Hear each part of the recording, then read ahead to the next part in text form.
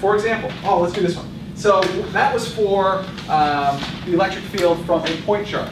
What if we're trying to figure out the electric field when it's not constant?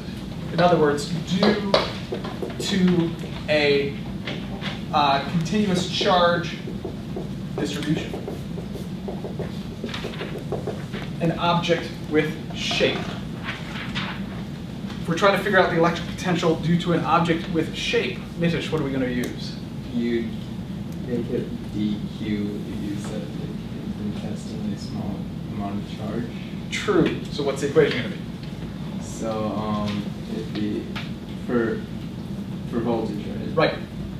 Right. V is equal to K times the integral of dq over r. Generally, we'll kind of end it in where we're going to start. So the original equation is kq over r for a point charge. So we break that into infinitesimally small pieces that are infinite. We get dv equals k dq over r, and then we take the integral of both sides, and we get the electric potential difference for a charge distribution is equal to k times the integral of dq over r. For example, we could have a uniformly charged ring like this, and we could figure out the electric field at a point along the axis of this ring. Looks familiar, yes? Looks familiar, yes? Yes. Yes. Thank you so much. So we have our ring, which I am again going to fail to draw very well. We have our cross-section of the top parts. Again, what this is it's the ring that looks like this. I've simply hacked it in half right here, and you can see the cross-section of those two pieces. And what we're going to do is we're going to figure out the electric field that exists at a point here, x distance, for a ring with a radius a.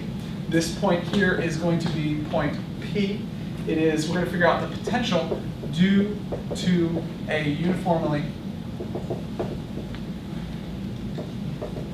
positively charged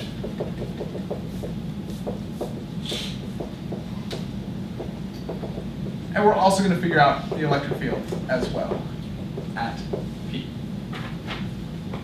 So we start out with the electric potential equals k times the integral of dq over r.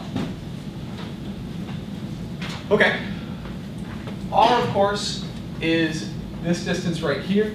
This piece, little piece right there, is dq. There's a small piece there. Nick, what can we do with this? I get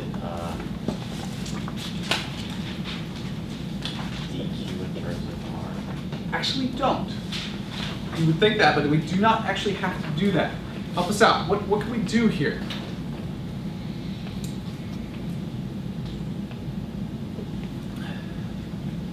We're taking the integral with respect to q, and we have 1 over r under the integral. R being the distance from dq to p, Catherine. Oh, so isn't r the square root of a squared plus x squared? I agree with that. We'll do that in a minute. We could put in the square root of a squared plus x squared in there. I agree. Nitish. R is constant. R is constant, so we could bring it out from the integral. Then I'll put the square root of a squared plus y squared on there. So the electric potential difference between a point infinitely far away and a point P is equal to k over r integral dq. Integral of dq, class, is q. So we have kq over r, where r is defined as the square root of a squared plus x squared. That is the electric potential. Now we can figure out the electric field. The electric field is equal to negative derivative of the electric potential with respect to r. In this particular case, that's in the x direction, so we'll do dx. And we have kq over the square root of a squared plus x squared. Please take the derivative. Walk me through all of this. Look.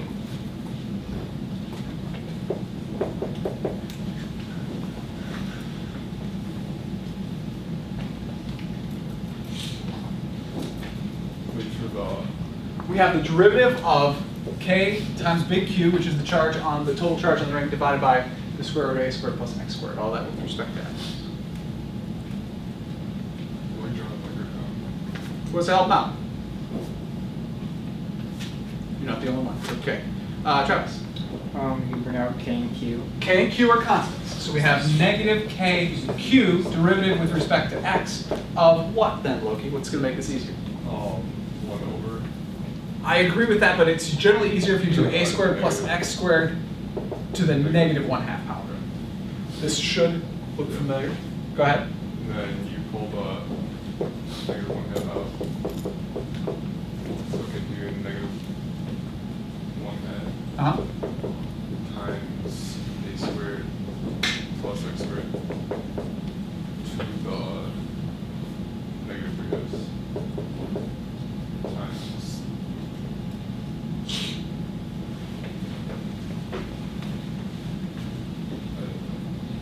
Times what, Zach? 2x. 2x. This is constant, so the derivative of that is 0, and 2x derivative of x squared with respect to x is 2x. How come x is a constant? How come x is not constant? Because we're figuring out the at point P, and we're basically saying it could be at any point along the x-axis. So we have then, let's see, various things cancel out. The 2's cancel out, the negatives cancel out. We get kq times x divided by a squared plus x squared to the 3/2 power. Which again, is exactly what we got in chapter 23 here. Why is R constant? Y is R constant? Fair enough. Y is R constant, and then x is not. Potter. Is it just because like we solve for the difference with respect to Q and then we solve for the with respect to X? It has to do with what it's with respect to, exactly. We're integrating with respect to Q. So depending on which dq we pick, is R different, right? It's not going to be different. But here, we're trying to figure out the electric field, and it could be at any point along this, so x is kind of a variable distance anywhere along.